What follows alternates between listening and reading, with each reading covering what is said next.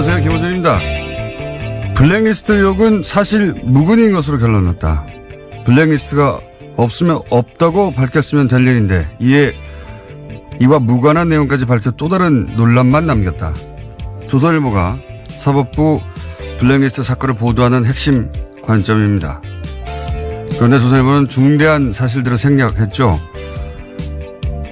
발견된 문제의 문건들은 전체를 다 열람한 것이 아니라 몇 가지 키워드를 검색해 나온 제한된 결과물이고, 키워드가 검색된 문건 중에서도 당사자가 암호를 제공하지 않아 열지 못한 문건이 760건, 이미 내용이 삭제된 문건은 300건이었으며 이런 조건에서 특정 문건이 발견되지 않았다는 게 애초부터 그 문서가 없었다는 입증도 아니거니와 결정적으로 조선일보 보도에는 블랙리스트 의혹의 본질이 없습니다. 이 의혹의 본질은 사법부 내 사찰이 과연 존재했느냐 하는 거죠. 조사 보고서를 보면 법원 내 사찰이 존재했다는 것은 누구도 부인할 수 없습니다.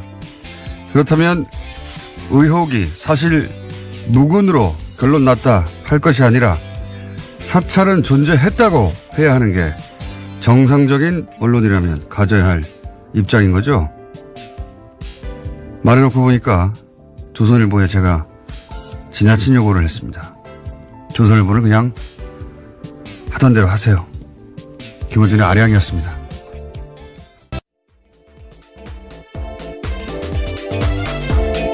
시사인의 김은지입니다. 네. 제가 오프닝을 아침에 딱 쓰고 나서 이런 욕을 할 수는 없지. 아량을 베푸셨군요. 네. 하던 대로 해야 된다. 사람이 안 하던 짓 하면 죽는다는 소리가 있잖아요. 네. 하던 대로 하는 게 맞다. 제가 무리한 욕을 했다 생각이 듭니다. 제가 이게 조사 보고서 기자들은 아마 다들 읽어봤을 것 같은데 별지. 예, 저도 봤습니다. 언론 보도에 이게 다 담을 수가 없으니까요. 예. 그래서 이제 별지 내용들을 다 읽어본 일반 시민들이 잘 없겠지만 다 읽어본 사람들은 이건 뭐 황당무계하거든요. 내용을 보면. 네, 그렇죠. 예. 저희가 이정렬 판사님과 오늘 또 한 번 짚어보겠는데, 이게 이제 보통 경악을 한다, 뭐, 충격을 금할 수 없다, 이런 표현을 하는데, 저는 그런 표현은 좀 안 어울린다고 생각해요. 너무 찌질하다. 내용이 너무, 이게 우리나라 대한민국의 법원 행정처라고 하면 최고 엘리트들인데. 예, 그렇죠. 법관 중에서도 가장 엘리트들이 가는 곳이니까. 네. 이게 너무 찌질하다. 보면은 뭐, 게시판 댓글 숫자 세고 있고. 댓글 주요 내용까지 다 보고하고 있는데요. 네. 굉장히 유치한 내용들까지도요. 그런 다음에 보고를 하고 있습니다. 예를 들어서 뭐 누구를 보내서 설득하라느니 설득이 실패했다느니 그리고 뭐 이런 것도 있어요. 우리 법 연구회 이게 진보적인 성격의 모임이죠. 법원 내. 근데 이제 이 모임의 핵심이 누구냐 이름 쫙 써 있습니다. 주변 그룹이 누구냐. 주변 그룹으로 분류된 분들 기분 나쁠 것 같아요. 이름이 쫙 써 있어요. 그리고 나서 이제 핵심 그룹이 일반 판사들 호응을 얻는 것을 차단해야 된다. 핵심 그룹을 고립시켜야 된다. 그래서 대응 전략 같은 거 쭉 있고, 뭐, 카페 활동이나 인터넷 활동을 어떻게 저지할 것인가. 게시물, 댓글 엄청 자세하게 써 있어요. 네, 심지어 개인 페이스북에 달린 댓글까지도 보고하고 있는 상황입니다. 네, 자기들끼리 다 보고하고, 이거 심각하다. 어떻게. 그걸 두고 사찰이 아니라고 말하는 것도 굉장히 황당한데요. 사찰이라고 하는 것도 유치한 수준이에요, 아주. 근데 그런 내용이 가득합니다. 발견된 문건. 그것도 전부가 아니죠.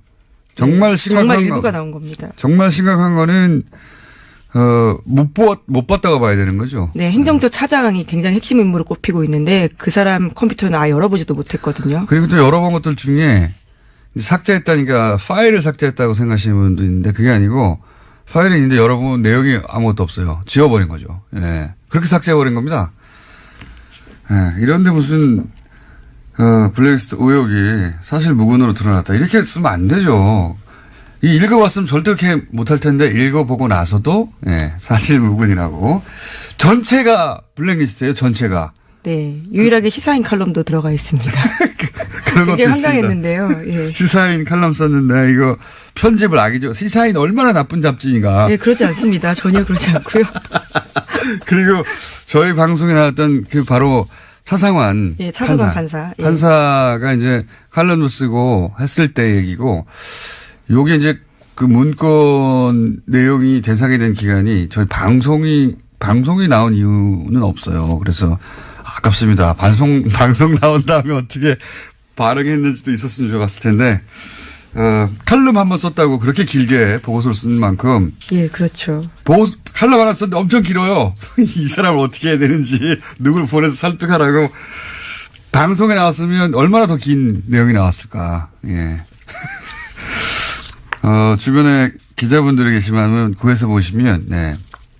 처음엔 우리는 판사가 아니다 보니까 충격을 받는다기보다는 콧웃음이 나오는 정도. 야, 이렇게 하나? 제가 한 3차례 가까이 읽었는데요. 네. 읽을 때마다 더 화가 납니다. 읽을수록 화가 나는 보고서이긴 합니다. 저는 처음에는 야, 이거 심하다 싶다 나중에 웃겼어요. 야, 이 사람들 엘리트들이 읽어가고 있구나. 지질합니다. 굉장히 보고서가. 자, 첫 번째 뉴스는요. 네, 그 뉴스에 집중하다 보니까 다른 뉴스를 먼저 좀 전해드려야 될 것 같은데요. 국정원 특수활동비 수억 원을 받은 혐의로 구속된 김백준 전 청와대 총무기획관이 있습니다. 이명박 정부 시절에 총무기획관이었는데요. 드디어 입을 열었다고 YTN이 보도했습니다. 검찰이 김 전 기획관이 국정원 자금을 받아서 사용한 배경에 이명박 전 대통령의 지시가 있었다라고 진술했다고 알렸습니다. 김백준 씨를 이제 넘어갔네요, 드디어. 예. 이렇게 되면은 이명박 전 대통령밖에 이제 안 남게 되는 거죠. 예. 네, 국정원에 받은 돈을 어디다 쓸지 역시 이명박 전 대통령이 관여했다라고 김백준 전 기획관이 진술했다고 합니다. 그러니까요. 이제 김백준 기획관 같은 경우에는 나머지 포즈들이 다 맞춰졌는데, 예. 나만 입을 다무는 게 무슨 소용인가, 이런 생각도 했을 것이고, 만약에 다른 진술들이 전혀 없는 가운데 본인에게 처음 물어봤다면 끝까지 부인했을 수도 있어요. 근데 본인을 제외하고는 다 얘기했잖아요. 예. 그러니까 네. 그게 소용이 없다는 생각도 했을 것이고, 또 하나는 그럼 그 돈을 다른 사람은 다 지금 인정하는데 당신이 지시해서 당신이 쓴 거 아니야? 이런 질문에 대해서 가만히 있으면은 뒤집어 쓰지 않습니까? 네, 그래서 그 사실 또한 밝혔다라고 하는데 사적인 이익을 위해 돈을 챙긴 일은 전혀 없다라고 이야기했다고 합니다. 나는 안 챙겼다. 그리고 그럼 당신이 지시한 거냐? 내가 지시한 건 아니다. 말할 수밖에 없는 상황인 거죠. 예. 지난번 김관진, 임관빈 를 넘어서지 못했죠. 그때는. 네, 예. 석방된 바 있습니다. 그런데 이번에는 넘어갔습니다. 이제는 뭐 이명박 전 대통령한테 묻는 것밖에 남지 않았고, 여태 여러 갈래의 수사가 있었지만 이명박 전 대통령까지 이렇게 단시간에 단숨해온 거는 이게 유일하네요. 검찰이 굉장히 잘했다고 할 수 있습니다. 이번에는 일사불란하게 신속하게 탄탄하게 조사를 한 다음에 한꺼번에 불러서 끝낸 것 같아요. 예. 그리고 이제 그 이전에 박근혜 전 대통령 특활비 사건이 있었기 때문에, 예. 정확하게 어떻게 수사해야 되는지도 알았던 것 같고, 예습한 다음에, 예. 일사불란하게 단칼에 여기까지 갔네요. 자, 이 건은 그래서 이명박 전 대통령 소환만 나오면 특활비 관해서는 상황 정도 된 것 같습니다. 자, 다음 수는요? 네, 판사 블랙리스트 다시 전해드릴 수밖에 없는데요. 양승태 대법관 시절에 작성됐던 이른바 판사 리스트 관련해서 발표의 파장이 계속되고 있습니다.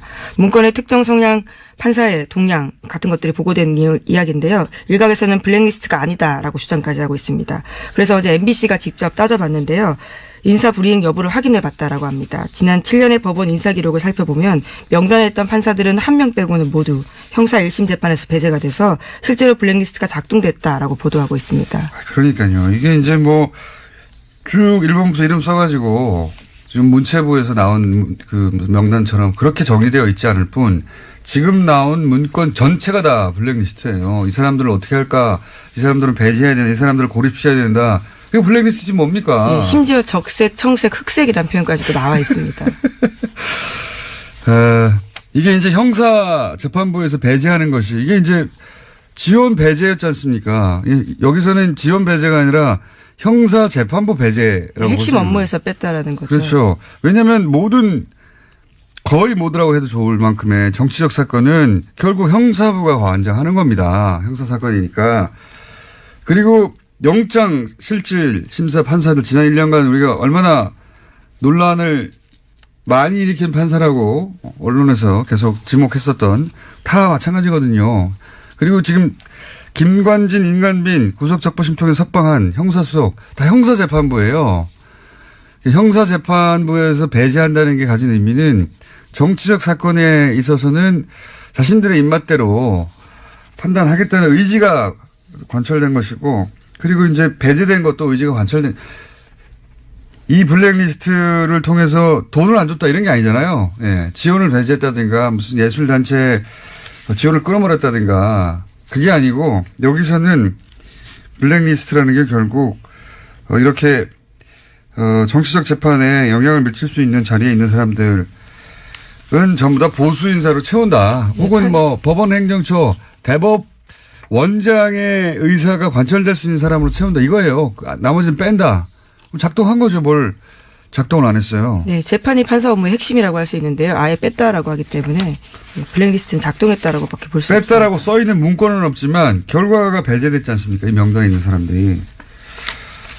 자, 그런데 이제 어제 저희 이정열 판사님하고도 얘기했던 왜 합의재판부? 전원합의체. 예. 영어 어려워. 전원 합의체로 보냈는가. 원세훈 재판 관련해서요. 예. 그 관련해서는 정확하게 이제 몇 명 안 되는 대법관들이 지목되니까 그분들은 아니다라고 이제 본인들은 그렇게 누군가의 지시를 받거나 연락을 받거나 그런 적이 전혀 없다. 본인들이 판단해서 법과 원칙에 따라 판단했을 뿐이다. 이렇게 요약되는 이제 입장을 발표했죠. 네, 공개적으로 입장 발표했습니다. 외부의 영향을 받았다라는 건 사실이 아니다라고 하는 건데요. 사법부의 독립과 재판의 공정성에 관한 불필요한 의심과 오해를 불러일으키는 것에 대해서 깊은 우려와 유감을 표명한다면서 오히려 언론 보도를 탓했습니다. 왜 불필요합니까? 보고서에 나왔는데 거기 법원 내부의 문건에 나와 있잖아요. 우병우 민정수석이 요청을 했고 실제 그렇게 되었다고. 그 과정에서 어떻게 전원합의체가 되는지 우리는 내부 사정을 모르니까 모르죠. 하지만 불필요하지 않습니다. 그렇게 나와 있는데 어떻게 해요. 나와 있어서 의심하는 거예요. 불필요하기는커녕. 만약에 이제 대법관들 지금 남아있는 대법관이 7분인가요? 그때 당시에 13분에서. 네, 그렇죠. 네. 어제 기자회견 했을 때 13명이었는데요. 당시에 있던 사람은 7명이었습니다. 그분들 말대로 어떤 외부의 요청도 없었다고 하면 이건 우병우 민정수석의 기도가 하늘에 닿은 거죠. 하지만 보고서에 쓰여있기 때문에요. 그럼 그 보고서를 쓴 사람이 왜 그렇게 썼는지를 해명해야 될 부분입니다. 보고서는 기도문인 겁니다. 그냥 연불이거나. 예, 판사들이 기도문을 공식적으로 보고서에 썼다라는 것도 놀랍네요. 저희가 누구누구에게 무슨 말을 했다 입증할 수는 없으나 불필요한 건 아닙니다. 당연히 누구나 이렇게 생각할 수 있죠. 예. 여기에 대해서는 잠시 후에 또 이정열 전 판사님 나오셔가지고 얘기를 나눠보겠고, 이정열 판사님 오늘 나오셔가지고 얘기하다가 시간이 부족하면 내일 또 나오시고요. 내일도 부족하면 또 나올 거고요. 네. 네, 그만큼 굉장히 중요한 사안이기 때문에요. 중요하기도 중요하고요. 이제는 얘기할 수 있는 문건이 있잖아요. 문건 내용이 너무 풍성해가지고요. 얘기할 게 많아요. 네, 그렇지만 임종원 전 법원 행정처 차장의 PC는 아직도 열어보지 못했다는 점 다시 한번 강조하겠습니다. 강제 수사를 해야 된다고 봅니다. 네. 범죄가 벌어졌는데 범죄 아닙니까 이게? 예.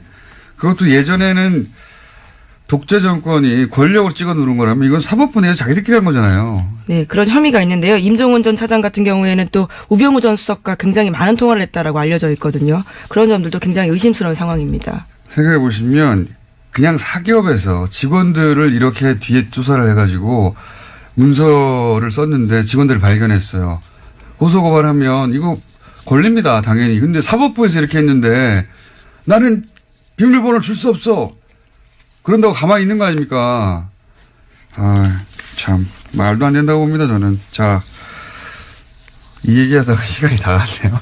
자, 빨리빨리 짚고 넘어갑시다. 네, 어제 문학의 블랙리스트 혐의 관련해서 2심 재판 결과 나왔습니다. 조윤선 전 정무수석이 유죄가 선고됐는데요. 1심에서는 블랙리스트 관여 혐의에 대해서 무죄 선고받은 바가 있습니다. 그래서 6개월 만에 다시 법정 구속이 됐는데 징역 2년 선고받았습니다. 또 함께 재판을 받은 김기춘 전 비서실장은 형량이 1심보다 1년 더 늘어서요. 징역 4년을 선고받았습니다. 3심, 4심, 5심 다 있었으면 좋겠어요. 1년씩 늘어나게. 근데 조윤선 전 장관은 사실 애초 석방이 말이 안 된다는 얘기가 많았었죠. 예. 자, 석방됐다 다시 들어갔고요. 다음 뉴스는요? 네, 조윤선 전 장관 관련해서 뉴스가 또 하나 있는데요. 문화체육관광부 장관이 되기 넉 달 전에 최순실 씨가 이를 이미 알았다라는 정황이 나왔다고 합니다. 중앙일보 보도인데요. 2016년 5월 달에 최순실 씨 가방에서 문체부 장관 괄호하고 조윤선이라고 쓰인 메모지가 나왔다라고 합니다. 당시에 장시호 씨가 이를 발견해서 휴대폰으로 찍어둔 사진이 있다라고 합니다. 그렇군요. 예. 휴대폰에는 일시 장소까지 남으니까요, 기록에. 그 사진으로 볼 때 임명되기 넉 달 전에 이미 최순실 씨의 메모에 문체부 장관은 조윤선으로 한다, 이렇게 적혀 있었다는 거죠. 이게 제가 보기에는 어제도 잠깐 얘기했던 주말에 문고리 3인방이 박 대통령한테 뭔가 보고를 할 때 또 왔다 갔다 했잖아요. 네. 아무도 가만히 있으라고 말도 못했다라고. 예. 나가란 말도 못하고. 그때 이제 결정하셨겠죠. 최순실. 사실상 내정 페이퍼가 아닌가라는 의심이 드는 문건입니다. 문건이 아니고요. 메모입니다. 최순실 대통령 대행이 그때 결정하셨겠죠. 예. 이렇게 장관으로 하여라. 하여튼 관련 뉴스가 짧게 하나 있고요. 자, 하나 정도만 더 하고 넘어가야 될 것 같은데, 예. 그 특활비 관련해서 새로운 뉴스가 하나 나왔죠. 예. 네, 이명박 정부 시절 국정원이 대북 공작금을 유용해서 야당 정치인과 민간인을 불법 사찰했다고 더불어민주당 민병두 의원이 주장했습니다. 프로젝트 이름이 웃긴데요. 포청천입니다. 자, 그래서 민병두 의원이 직접 잠시 후에 스튜디오에 출연하셔서 사안을 다룰 텐데, 사실 특활비 관련해서 자기 집 기름값도 내는 뉴스가 이미 나왔기 때문에 무슨 뉴스든 특활비 관련해서는 가난하다 싶긴 했었는데, 대북 공작비를 빼먹었다는 뉴스는 레벨이 또 달라요. 예. 이제 공부 다 끝났다 싶었는데, 박사 후 과정이 또 나온 느낌입니다. 박사 후 과정이. 자, 공부가 끝이 없네요. 여기까지 하겠습니다. 시사인의 김은지였습니다. 감사합니다.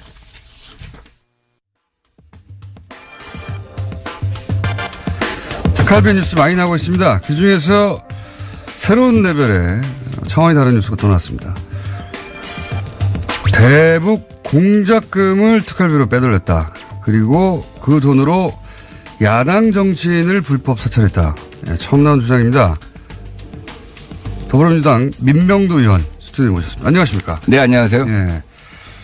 이거는 처음 나온, 그러니까 두 가지가 처음 나온 거죠. 특활비 중에서도 대북 공작금, 그리고 그렇게 빼돌려서 불법 사찰을 했다. 둘 다 큰 뉴스입니다. 그리고 공작명이 포청천이었다는 건 이제 유치합니다만은, 공작명 포청천, 대북 공작금 빼돌려서 야당 정치인을 불법 사찰하라. 요약하면 이런 겁니다. 네. 제보를 받으셨다고 하는데 이게 믿을만한 내용입니까? 예, 100% 믿을만 합니다.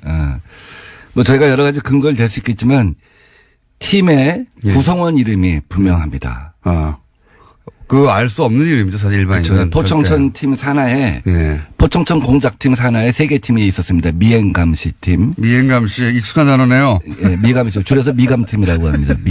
미감. 예. 그 내사팀. 내사팀이 종합하는 곳입니다. 예. 사이버팀, 해킹하는 곳입니다. 내사팀은 이제 공작을 기획하는 것이죠, 사실은 보통. 그러니까 미감팀에서 단순 접촉을 해서 단순 접촉자를 확인해서 보고를 하면 자기들이 공작을 기획하는 것이죠. 그렇죠, 그렇죠. 금융 내사도 하고 재산 내사도 하고 성향 분석도 하고. 예. 그래서 조합해가지고 있는 사실 합쳐서 없는 새로운 사실을 만들어내죠. 이 내사팀은 그 5급 과장을 갖다가 팀장으로 해서 4명으로 구성됐고요. 믿을 수밖에 없는 것이 이런 내밀한 정보들을 정확하게 알고 있고, 예. 네. 알겠습니다. 자, 그러면 좀 구체적으로 그 대북 공작금이 이 특활비로 사용됐다고 하는 내용 전체, 그러니까 박근혜 정부, 임명보 정부 다 통틀어서 처음 나온 거죠. 대북 네, 공작금은 건들기 어려운 거 아닙니까? 지금 대개 청와대에 상납됐다는 돈들은 아마 정무직들이 쓸 수 있는 특활비에서 유용됐을 가능성이 굉장히 커요. 떡값 이런 식의 의미로. 경력이 이런 것에서 유용됐을 가능성이 크고, 이제 그러다 보니까 본인들도 좀 불쾌했을 수 있죠. 그래서 본인들도 원세훈도 그래서 궁하니까 또 뇌물도 받았을 수 있지 않냐 하는 생각까지 듭니다. 자기 것으로 생각했던 것을 청와대에서 어차피 영수증 없이 나고 쓰러울 돈 아니야 이렇게 생각했을 수도 있고요. 예. 근데 대북 공작금이라고 특정돼 있는 이미 항목을 전용해서 쓴 거는 처음으로 드러난 겁니다. 이건 정말 이적 행위와 다를 바 없다고 생각합니다. 그러니까요. 빨갱이라고 이제 이 야당을 당시 공격했던 게 북한을 이롭게 한다고 공격한 건데 이 북한을 이롭게 하는 행위 아닙니까? 자기들이 빨갱이였어요. 간첩 잡으라고 배정한 돈을 전혀 반대되는 돈에 쓴 것이죠. 그만큼 대북 안보에 허점이 생긴 것이죠. 맞습니다. 자, 일단 규모는 그럼 혹시 나왔습니까? 규모는 이 최종읍 차장이라고 하는 사람이 이것을 갖다가 작전을 갖다가 수립하고 지시를 한 사람입니다. 차장 3차장인가요? 예, 최종읍 대북 담당 3차장이죠. 네. 2009년 3월 원세훈과 함께 3차장으로 임명이 됩니다. 그래서 1년 6개월 재임합니다. 네. 이 공작은 이명박 정부 5년 동안 진행된 것인데 네. 최종읍 3차장이 최근에 자기한테 배정된 특활비 9억 원에 대해서 조사를 받습니다. 예. 검찰에 가서 조사를 받는데 이게 어디에 쓰여졌는지가 불투명하니까 검찰은 이것을 갖다 개인적으로 유용하지 않았겠느냐. 착복하지 않았겠느냐. 이렇게 본 거예요. 예. 그러니까 최대 9억은 넘지 않았을 것이라고 봅니다. 아하. 이 공작비가. 그 기간 동안은 1년 6개월. 예. 그러니까 보통 1년에 6개월 쓴다는 얘기죠. 1년에 6억 원을 쓴다는 얘기죠.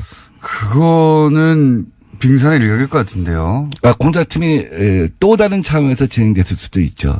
가령 이 똑같은 시기에 그러니까 지금 고 자금에서 유용된 게 그 정도 액수. 전체 이 팀의 공작비는 뭐 더 크겠지만. 그러니까 4년을 합치면 5년을 합치면 굉장히 클 수가 있겠죠. 그것도 1년에 6억 가지고는 이게 어려울 것 같은데 제가 보기에는 이 공작금 중에 유용한 그 특수활동비로 유용한 부분이 그만큼이고 나머지 또 다른 데서 땡겨온 금액이 있을 수 있겠네요. 있을 수 있겠죠. 근데 제가 그런 추정을 자꾸 하게 되면 이제 이 제보에 이 내용의 이제 신뢰에 대해서도 제보만 따지자면 대북 공작금에서 나온 금액은 그 정도다. 예, 제가 확인할 수 있는 얘기만 말씀드립니다. 알겠습니다. 예. 소송을 당할 수도 있기 때문에. 그리고요. 그래서 그런 돈을 이용해서 실제, 야당 정치인을 사찰한다고 했을 때 누구누구가 사찰 대상이 됐습니까? 미감팀은 벽을 뚫든 천장을 뚫든 증거를 확보해봐라. 무엇이든지 가져와라.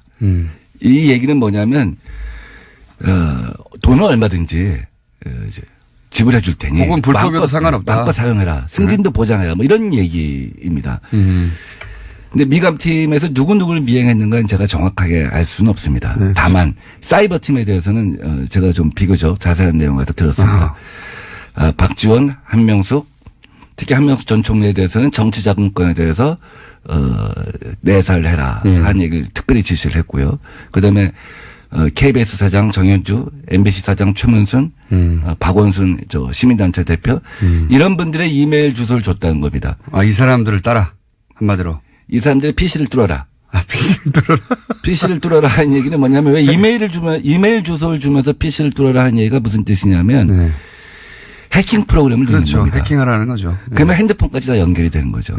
사실은. 그러니까 그 이후에는 수시로 개통 라인을 무시하고 수시로 이메일 어드레스가 왔다는 겁니다. 이 사람들은 이메일 어드레스의 주인이 누군지는 몰라요. 그러면 이제 추적해서 알게 되는 거죠. 예. 추적해서 자기들의 특이사항만 정리해서 보고를 하는 것이죠. 근데 가만히 보니까 나중에 보니까 이게 2012년 총선 임박해서는 당시의 여당 관계자들도 많더라는 거예요. 여당 관계자들도 있었다. 그러니까 어떻게 보면 공천을 앞두고 정적을 제거하려고 한다든지 속아내려고 한다든지. 정권의 이명박 정부의 말을 잘 안 듣는 여당 인사들이었겠죠 아마도. 그래서 사이버 팀도 그걸 특정할 수는 없는데 조사를 해보니까 이게 전방위적이구나. 여당 야당 가리지 않는구나. 심지어 애인들도 하는 거야. 그 사람 표현대로 하면 애인들도 조사를 하는구나. 애인들 약점을 잡으려고 하는. 여기서 애인이란 말은 여기서 애인이란 말은 이제 우리 편도 조사하는구나. 그렇구나. 여당을 조사하는구나. 그런 의미로 얘기를 하더라고요. 아니 근데 사실 실제로 이렇게 소위 미행하고 내사하다 보면 그분들의 애인들도 자연스럽게 만나게 되니까 사찰이 되겠죠. 예. 그래서 이제 이 사이버 팀은 주로 원래 있던 산업 스파이 담당들이 일을 합니다. 해커. 예. 전문 해커들이 동원돼서 하는 그렇겠죠. 것이죠. 당연히. 예. 미감팀은 아무래도 전문 요원들이 해야 되죠. 일정한 거리를 두고 해야 되고. 근데 미감팀이 외부에 사무실을 두지는 않았고 막교대로 해가면서 일을 진행했다고 합니다. 저는 이 미행팀들을 몇 번 맞아주신 적이 있어요. 아, 그래요? 나중에 기회가 되면 어떤 행색인지, 예. 여러 가지 작업법을 입고 나타납니다. 예. 저도 옛날에 2번 수배 생활을 하는 동안 오랫동안 미행감시를 당한 적이 있어서 익숙합니다. 그 풍경에 대해서는. 뜻밖의 장소에서 마주치게 되죠. 자, 그러면 이분들을 북한 공작금을 특수활동비를 이용해서 사찰한 것은 명백한 거네요. 확인된 거네요, 사실상. 예. 대북 공작국에 예. 가장체 운영비라고 하는 항목이 있습니다. 예. 무엇을 가장 한다는 것이죠. 예, 예. 회사 같은 것으로 위장을 해갖고 예. 사무실을 운영하면서 공작을 하는 것이죠. 예. 프론트 회사라고 하죠. 이 가장체 운영비가 100% 집행되지는 않습니다. 예. 이 중에 불용된 것들을 갖다가 최종업 3차장이 오랜 국정원 근무 경력으로 눈여겨본 거죠. 이걸 전용하면 되겠구나. 아하. 근데 이것을 곧바로 방첩국에 넘겨갖고 방첩국은 이제 외삼의 산업 스파이 담당하는 곳인데 곧바로 전용을 하게 되면 문제가 생길 수밖에 없지 않겠습니까? 예. 내부에서 예상관이나 이런 사람들이 일단 저항을 하게 됩니다. 예, 그렇죠. 이건 아니다. 예. 그래서 일단 어떻게 대북을 빼돌려서 야당을 사찰하냐 이렇게 나올 수 있으니까요. 그렇죠. 그래서 용도 세탁을 합니다. 항목 세탁을 합니다. 아하. 유력 정치인 해외 비자금 은닉 실태 조사. 이렇게 하면 약간 좀 그렇죠. 모호하잖아요. 그렇죠. 국정원 사람들이 생각할 때 유력 정치인 중에 북한하고 연결되는 사람도 있겠지. 네. 그 사람들의 생각에는. 그래서 일단 항목을 갖다 위장해놓고 요것을 갖다 방첩국에서 쓰게 하는 것이죠. 이거는 정말 내부 인사가 아니면 나올 수 없는 이야기네요. 그렇게까지 했다는 거는 어떻게 알겠습니까? 내부 제보가 아니면. 그래서 이제 주로 쓰인 돈이 경력이라고 합니다. 경력금. 경력금이 제일 중요한 항목 중에 하나고 또 내사팀이나 미감팀이 이제. 너 미행했으니까 또 항목이 없으니까 경력금으로 줬다. 중요한 성과를 냈다. 네. 중요한 성과를 내면 경력금을 갖다 뭐 얼마 줄지 모르겠습니다만 성과에 따라 다르겠죠. 인센티브 성과급이겠죠. 그다음에 접촉자. 예. 접촉자에 대한 사례비라고 하는 것이 있습니다. 접촉자. 이게 이제 이른바 이제 망원 같은 개념이죠. 이제 빨대. 확실히 포섭되면 망원이고. 예. 그쪽 용어로 하면 빨대고. 빨대죠, 빨대. 빨대라고 또 이쪽 정보권 용어로 하면 망원이라고 하죠. 예. 그 사람들한테 사례비도 있고, 예. 그러면 프락치라고도 했었죠. 지금도 하고 있고. 이러면 이 내용이 원세훈 원장에게 보고되고 이명박 전 대통령에게 보고되고 하는 사실은 혹시 확인하신 바 있습니까? 그러니까 일정 시점이 지나면 마구잡이로 오다가 내려왔다고 합니다. 이메일 어드레스가. 원장 비서실에서 내려오기도 하고. 원장 비서실이면 뭐 당연히 예. 원세훈 원장이 알았겠네요. 또 3차장한테 내려오기도 하고. 예. 그래서 국정원은 사실 약간 좀 위장 조직 비스듬 해갖고 우리가 생각할 수 있는 거랑 그 직급의 규모가 좀 다릅니다. 예. 그러니까 국실이 제일 1급 부서입니다. 예. 그 다음에 단, 사단, 이런 우리 심리전 전단. 것처럼 예. 그 밑에가 실 밑에 단. 있고 단 밑에 처가 있습니다. 예. 우리가 국가보훈처 하면 장관급 부서 아닙니까? 그 밑에 예. 처가 있는데 이렇게 마구잡이로 지시가 내려오고 불법적인 지시가 내려오니까 이 단장 밑에, 그러니까 이 단장급 작전이거든요. 포청천 작전은 단장급 작전인데 그 밑에는 처장이 나한테 보고하지 마라. 나는 관계없는 일이다. 이 불법이 명백하니까. 그렇죠. 나중에 큰일 난다 하는 생각을 한 거죠. 그럼에도 불구하고 마구잡이로 이메일 주소가 내려왔는데 어떤 때는 이 라인을 무시하고 단장을 무시하고 직접 원장 비서실에서 이거 알아봐. 이 이메일 알아봐. 그래서 자기들이 추정컨대 일정 시점이 지나서 보니까 뭐 애인 적군 가릴 것 없이 막 조사하는데 어떤 경우에 원장이 누구 점심 때 만나서 유력 정치인이 이 사람 좀 알아봐 하면 그거 알아봐주고 이런 것이 아니었나 싶을 정도로 개인 흥신소 비슷해지지 않나 하는 생각이 들었다는 겁니다. 이 원세훈 원장이 알았을 법한 정황은 이제 이해가 가는데 대통령에게 보고됐다까지는 모르겠죠. 적어도 이걸 제보하는 쪽 정도에서는. 근데 국정원에 예. 아까 말씀드린 처단 국실에서 자체적으로 하는 업무에 대해서는 대통령한테 보고할 필요는 없습니다. 그렇죠. 결과만 알려면 되니까. 근데 원장이나 예. 차장이 진행한 업무에 대해서는 대통령한테 보고를 한다고 합니다. 그리고 최종업 씨는 1년 6개월 하고 그다음에 김남수 씨가 나머지 기간을 했습니다. 차장이 바뀔 때 당연히 또 대통령한테 기존 업무를 갖다 파악하고 새로 무엇을 하겠다는 보고를 한다고 완전히 합니다. 새로운 내용이네요.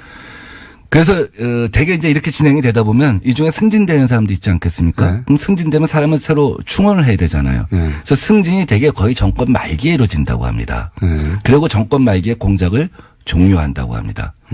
그래서 박근혜 정부 때 남재준 원장이 이제 새로 와서 네. 이걸 들여다보기 시작한 거죠. 이거 뭐였지? 네. 과거에 이전에 뭐 뭘 했지? 한 거야. 네. 네. 이제 감찰하기 시작하니까 사실 뭐 네 분 다 초록이 동생이고 다 한편이고 이러니까 이걸 보호할 수밖에 없지 않겠습니까? 네. 이렇게 되면 이걸 조사하게 되면 대북 공작 역량이 네. 전부 와야 된다. 이렇게 하면서 방어를 했다는 거죠. 네. 근데 뭐 자기 제가- 알긴 알았다는 얘기네요. 그러니까. 그렇죠. 이 사람들이 이명박 정부 때 뭘 했구나. 어떤 조사를 했구나. 그래서 이게 뭐지?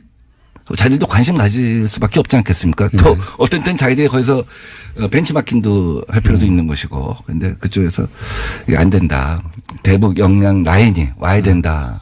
그럼 알 수가 없는 거죠. 그래서 그 폭로되거나 하진 않았고. 네. 그래서 이제 남재준 원장이 이 포청천 작전에 대해서 전모를 파악하지는 못했던 것으로 알고 있습니다. 그러나 거기서 아이디어를 얻어서 또 다른 제2의 박근혜판 포청천 작전을 갖다가 전개했을 수도 있겠죠. 있겠죠. 예. 제가 궁금한 거는 이게 이제 국정원 그 적폐청산 위원회에서 그때 한참 여러 가지 이제 문제점들을 거론할 때 이게 왜 안 나왔죠? 그러니까 국정원 적폐 TFT가 이제 나중에 종합 대국민 보고를 하면서 네. 메인 서버에 접근할 수 없었던 것이 제일 큰 한계였다. 이런 말을 하지 않습니까? 그게 하나였을 것 같고요. 네. 국정원 TFT를 구성할 때 큰 원칙이 뭐냐면 국정원 식구들로 하지 말자. 네. 왜냐하면 지난 20년, 30년 국정원에 근무했던 사람들은 언젠가는 어느 시점에선가는 어느 위치에선가는 나쁜 짓을 누군가는 했을 것이다. 누구든지 했을 것이다. 그럼 누가 누구를 갖다 탓할 수가 없는 상황 아니냐. 그래서 외부에서 사람을 데려옵니다. 그건 잘했다고 생각해요. 근데 외부에서 사람을 데려오다 보니까 한계가 있다. 내부의 문제점을 속속들이 들여다볼 수가 없었던 이런 것이죠. 내용 같은 경우에는 숨겨버리면 알기 굉장히 힘들었다 이런 얘기네요. 그렇죠. 이실직고 해라. 네. 근데 이실직고 안 하면 알 수가 없는 거였죠. 그러니까 지금 국정원 그 TF로 물론 많은 내용이 밝혀지긴 했지만 메인 서버에 접근할 수도 없었고 그리고 이렇게 아주 내밀한 국정원에 실제로 굉장한 타격을 줄 수 있는 내용들은 이거 외에도 감춰졌을 수 있겠네요. 저는 이종찬 원장님이 그런 얘기를 하신 적이 있어요. 국정원장 하셨던 분이 정말 MB한테 화나는 거는 해외 역량과 대북 역량을 완전히 와해시킨 것이다. 비전문가들로 인사교체를 해갖고 영포 라인을 교체해서. 그러니까 빨갱이는 그쪽에서 되고 태극기 집회의 그 핵심 내용이 이런 거거든요. 북한의 이로운 행위를 한다는 거거든요. 이게 지금 이명박 전 대통령 사저 앞에서 지금 태극기를 흔들어야 돼요.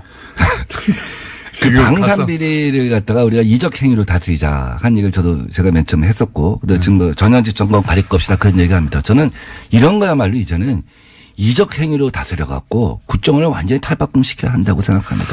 저도 그렇게 생각하는데 시간이 다 돼버렸네요. 서울시장 나가시는 얘기도 한 질문 하나 정도 하려고 그랬는데 질문 하나 정도 할게요. 왜 나가시려고 합니까? 저는 우리 문재인 정부의 대부분의 정책을 제가 디자인했었죠. 연구원장을 하면서. 네. 그래서 혁신의 어떤 그 기관차가 될 수 있다. 문재인 정부가 소득주도 성장이라고 하는 한 축의 정책을 만들고 또 한편에서 여러 가지 혁신 정책을 펼치고 있지 않습니까? 제가 남들이 생각해 보지 못한 아이디어. 하나만 알려주세요. 뭐 예컨대 재래시장 아파트를 짓겠다 하는 거였죠. 재래시장 아파트요? 재래시장에 요새 강남 강서구에 모듈 주택이라고 해갖고 레고 주택입니다. 공장에서 제조해갖고 4일 만에 조립한 네. 청년 주택입니다. 네. 4일 만에 50호를 갖다 6층짜리 50호를. 그럼 재래시장을 그런 조립 아파트로 1층을 재생을 하고 1층은 재래시장 원형을 살려서 재생을 하고 그 위에 한 5층을 갖다가 모듈러 주택으로 갖다가 한 달 만에 짓는다고 하면 재래시장도 다시 상권이 살아날 것이고 청년들은 살기 편한 곳에 있기 때문에 원스톱 서비스가 되기 때문에. 재밌는 아이디어인데 그 아이디어를 다른 분이 하면 안 됩니까? 그분은 생각해보지 못한, 제가 박원순 시장을 만나서 얘기했어요. 네. 제가 시장님하고 생각이 한두 가지가 다르면 안 나갑니다. 저는 아무도 생각해보지 못했던 거. 네. 10가지를 갖고 이번에 시장 선거를 준비했습니다. 그 중에 작은 거 하나 정도가 이제 지금 방금 말씀 그런 겁니까? 아주 작지만 사실은 아주 작은 걸 얘기했지만 파장은 제일 커요. 전국 재래시장연합회에서 꼭 해달라고 하고 지지하는 움직임이 이미 있습니다. 말씀하셨기 때문에 다른 분들도 나도 진작에 생각하고 있었다고 얘기하면 어떡합니까 이제? 뭐 그건 관계없어요. 뭐 제가 맨 처음에 저작권을 갖고 있는 걸 다 아니까 어제도 어디서 강연하는데 시장군수 출마자들이 저마다 손들고 심지어 세종시장 이충희 시장님도 저작권료 없으면 제가 세종시에서 제일 먼저 할게요 이러더라고요. 저는 좋은 정책은 누구든지 채용할 수 있다고 봅니다. 그래서 이제 그 아이디어를 다 다른 사람들이 가져가서 서울시장 선거에 민병도 의원님은 나오실 필요가 없다고 이제 다 알기 때문에 아이디어를 이렇게 얘기할 수 있겠죠? 거꾸로 얘기하면 박원순 시장님이 앞으로 남은 4년 동안 무엇을 해야 할 것인가는 다 드러나 있습니다. 그것은 박원순 시장이 아니어도 누가 민주당의 다음 시장이 된다고 할지라도 그 정책은 그대로 추진될 것입니다. 따라서 새로운 상상력, 그런 논리도 새로운 상상력의 공장을 가진 사람이 새로운 서울시를 맡아야 하겠다. 요즘같이 세계가 빨리 변화하는 시대에 예. 한 사람의 상상력에 서울이라고 하는 거대 도시를 12년 맡기는 것은 예. 문제가 있다. 서울 시민은 변화에 목마르다 하고 생각합니다. 오늘은 이제 예. 특갈비 얘기를 하다가 한마디 정도 여쭤봤기 때문에 그 시간을 저희 따로 한번 마련하겠습니다. 예. 따로 마련해가지고, 왜냐면 이 선거 관련해서 다들 예민해가지고, 예, 기회를 또 공평하게 드려야 하기 때문에 그런 기회를 따로 만들어서 한 번 더 모시기로 하고, 오늘은 전혀 나온 적이 없는, 예, 대북 공작비가 빠져나가서 야당 국회의원들을 사찰했다고 하는 내용을 폭로해 주신 민병두 의원이었습니다. 감사합니다. 네, 고맙습니다.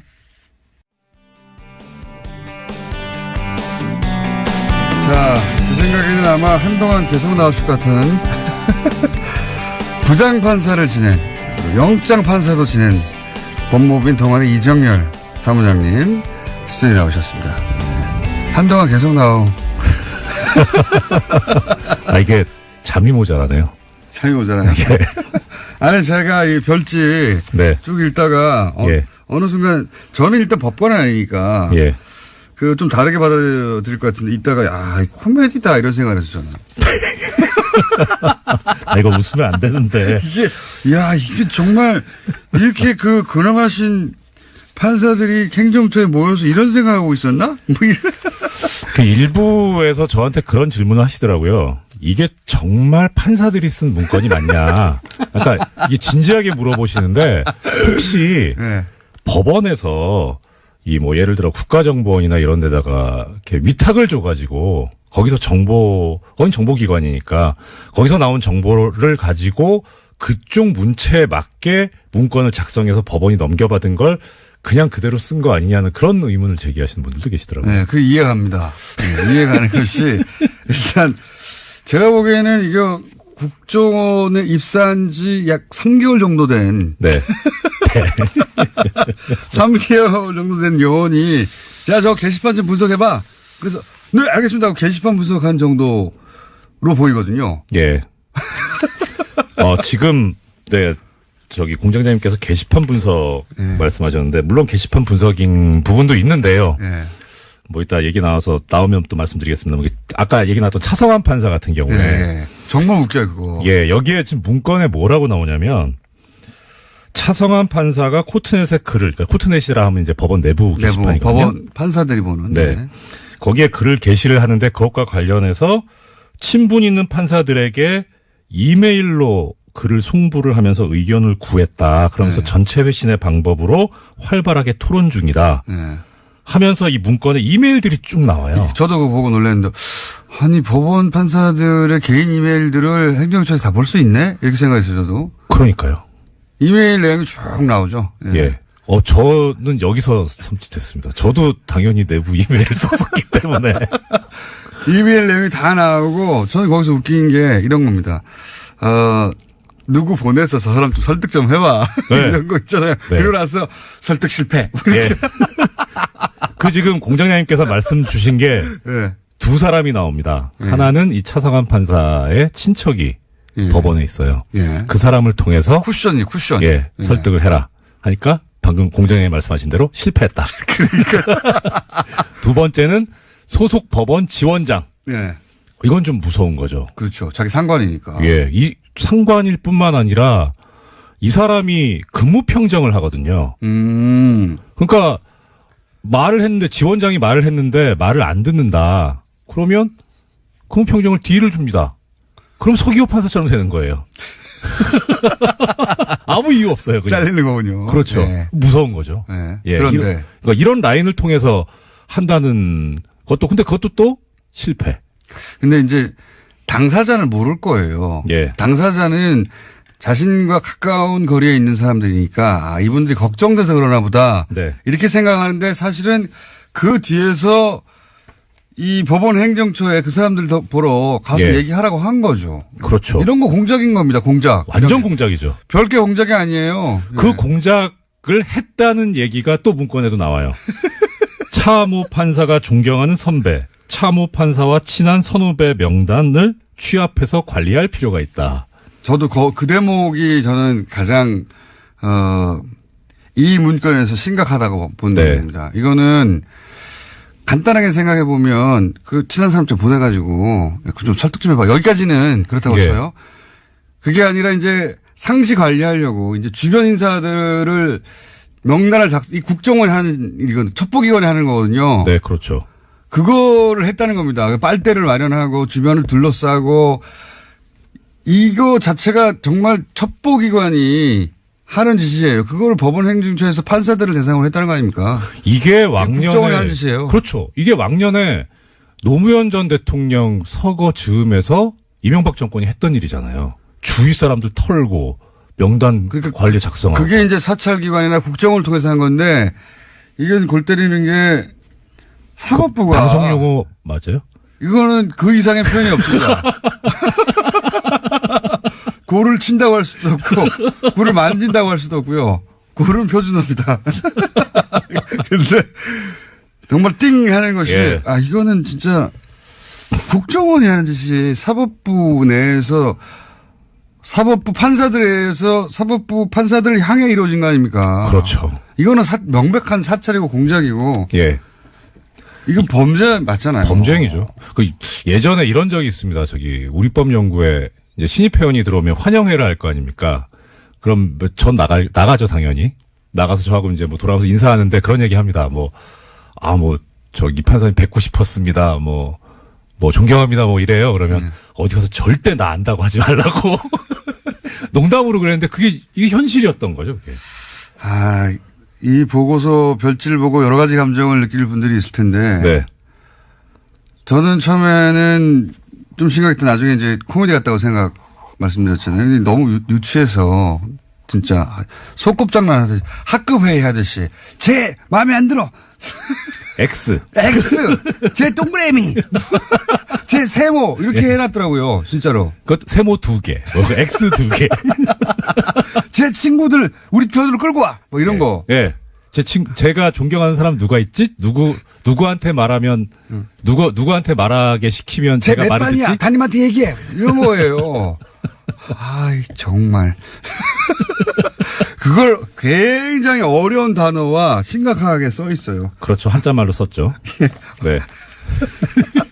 이 공부만 많이 했지 이게 초등학생들이 하는 짓이 이게.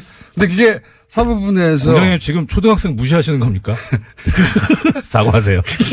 그게 엄청 진지하게 써 있어서 그리고 그 대상이 된 사람도 정말 화가 날 것 같아요. 이게 화도 하지만 무서운 거죠. 공포죠. 맞습니다. 불이 뽑아야 되는데 시간이 다 됐네요. 3부에서 조금 해야 될 것 같습니다. 3부에서 이정열 판사님 잠깐 더 뵙겠습니다. 이정열 판사님과 짧게 왜냐하면 노회찬 원내대표가 이미 와 계십니다. 옆에 계시기 때문에 짧게 얘기하고 이 내용에 그 이름이 등장하시는 판사님의 부인은 뭐라고 하십니까? 역시 부장판사이신데. 처음에 이거 문건 보고 물어볼까 하다 안 물어봤어요. 속상할 것 같아서. 굉장히 긍정적으로 표현되어 있습니다. 예. 근데 여러 가지 이제 제 얘기도 나오고 하니까 그래서 그냥 얘기 안 하고 방송에 왔는데 어제 그러니까 방송 마치고 아침 7시 58분에 메시지가 왔습니다. 저한테. 방송 잘 들었다. 헌재 모임 갔다가 김상환 부장님 방송 잘 듣고 있다고 안부 전해달라고 한다. 방송 통해서 저 통해서 방송 처음 탔는데 내용이 하필 그래가지고 망신스럽다. 리스트에 좋은 얘기 쓰였다는데 너무 모욕적이다. 그리고 등장 자체가. 예, 앞으로 애들 엄마라고 부르지 말고 철하고 불러라. 혼났습니다. 자, 요거 하나 좀 여쭤볼게요. 네. 전원합의체. 네. 어제 이제 그 우병우 민정수석이 전원합의체를 보내달라고 해서 결과적으로는 전원합의체 갔는데 어제죠. 어제 이제 대법관들이 우리는 법과 원칙에 따라서 판단했지 누구 얘기를 듣고 전원합의체에서 그런 결론을 낸 게 아니다. 라고 예. 요약되는 내용의 입장 발표가 있지 않습니까? 네. 이거 어떻게 생각하십니까? 내부 사정을 아시는 분으로서. 일단 외형상으로는 그럴듯한데요. 예. 그 실질을 따져보면 손바닥으로 하늘을 가리는 행위입니다. 왜냐하면 왜 그렇습니까? 거기서 뭐라고 얘기를 했냐면 대법관들이 모여가지고 이 국민적 관심사가 집중된 중요한 사건이기 때문에 원세훈 재판이기 때문에. 예, 그래서 통상 판례를 바꾸거나 뭐 이견이 있는 경우가 아님에도 불구하고 전원합의체 해부했다 이렇게 얘기를 했거든요. 국민적 관심사가 있는 사건이 당시에 있었어요. 뭐냐면 18대 대통령 선거 무효 확인의소가 있었습니다. 대법원에. 네. 근데 지금 어제 나온 의견을 주도한 고영한 대법관이 그 무효 확인소의 주심 대법관입니다. 그렇게 관심 있었던 사건을 공직선거법상 그 무효 확인의소는 180일 안에 선고를 하게 돼 있거든요. 180일 안에 선고를 한 것도 아니고 재판도 한 번도 안 열었어요. 그러다가 박근혜 전 대통령이 탄핵되고 나서 이 재판이 결론이 납니다. 이미 대통령직에서 파면되었기 때문에 이 재판을 할 실익이 없다 그래가지고 부적법하다고 각하해버립니다. 그러니까 국민적 관심사가 있는 사건들은 그 당시에도 다른 건들이 있었는데 유독 이것만 그랬다. 예. 예, 그러니까 이것을 가지고 전원합의체 회부한 것을 가리켜서 국민적 관심사가 있었기 때문에 갔다라고 하는 거는 다른 행동하고 비교해 봤을 때 이야기가 안 돼. 논리적 모순이 생깁니다. 오히려 차라리 이런 경우에 솔직하게 그 외부 있긴 받았다. 그런데 어떻게 인정합니까? 그거를? 거기서 또 문장이 뭐라고 되냐면 외부하고 연락을 한 바는 없다 이렇게 나오거든요. 네. 그 말 맞을 겁니다. 왜냐하면 양승태가 시켰으니까. 아, 내부하고만 얘기. 그렇죠. 그 말도 맞을 겁니다. 자, 그 일로 인해서 고소고발 당하시고요. 대법관들로부터. 오늘 여기까지 하고 예. 또 모실 테니까, 재밌는 얘기 굉장히 많은데 여기까지만 하겠습니다. 이정렬 판사님이었습니다. 예, 고맙습니다. 자, 저희가 2분을 썼습니다. 노르가즘 노회찬 원내대표 나오셨습니다. 안녕하십니까? 네, 안녕하십니까? 사실은 요 사안은 또 전문가 아니십니까? 법조계 출신으로서. 그러니까요. 본인이 이제 법원을 통해서 의원직도 상실한 바가 있기 때문에 하실 말씀 아시죠 이게? 읽어보셨죠 이거? 예, 뭐 여기 여러 가지 문제가 있는데 눈에 띄는 것은 이제 법원 행정처, 이거 법원 행정처에 있는 분들이 주요 보직자들은 다 판사 출신들입니다. 그렇죠. 현역 판사들이죠. 근데 이분들이 그 판사들을 갖다가 뒷조사를 해가지고 우리 편 아닌 편 이렇게 구분을 하고 너 우리 편 얘 아니야. 얘는 세모 이렇게. 근데 그런 과정에서 보면은 법원 내부 그 망에 그 여성 판사들만 들어가는 곳이 있습니다. 판사라더라도 남성들은 못 들어가도록 폐쇄 공간인데요. 이런데 그 아이디하고 비밀번호를 알아내가지고 들어가서 거기까지 다 훑어보는 거예요. 이메일도 훑어보고 못 들어가겠지 하는 곳에 다 들어가가지고 다 누군지 알아내요. 그렇습니다. 다 알아내고 그리고 행정처라는 곳이 이제 기본적으로 법원 행정을 다 총괄하는 곳이다 보니까 사실은 시스템을 장악할 수가 있으니까요. 서버를 열어보면 다 알 수 있는 거 아닙니까? 그렇게 한 것 같습니다. 보니까. 예, 이미 그 자료로도 나와 있습니다만 사법행정위원회라는 주요 이제 법적 기구가 있는데 여기에 이제 들어갈 판사들 후보군들을 갖다가 이제 분류를 해놨어요. 저는 이것도 일종의 리스트라고 보는데. 당연히 리스트죠, 사실. 여기 보면은 보수 판사, 보수 성향 판사, 그러니까 자기 편이라는 거예요. 그 다음에 좀 온건, 중도라는 거고, 그 다음에 강경. 근데 더 재밌는 건 이게 컬러가 어떻게 되는 줄 아세요? 보수는 빨간색이에요. 어떻게 보수가 빨간색입니까? 새누리가 빨간색이지. 그러니까요. 보수 빨간색이고, 그리고 강경이 무슨 색인 줄 아세요? 블랙입니다. 까만색이에요. 블랙리스트죠. 블랙 조심해야 돼요. 무슨 요새 블랙 뭐 많던데. 블랙하우스 있습니다. 예. 그래서 그러니까 이런 식으로 구분을 내일 블랙하우스 하는 날입니다. 구분이 돼 있고요. 네.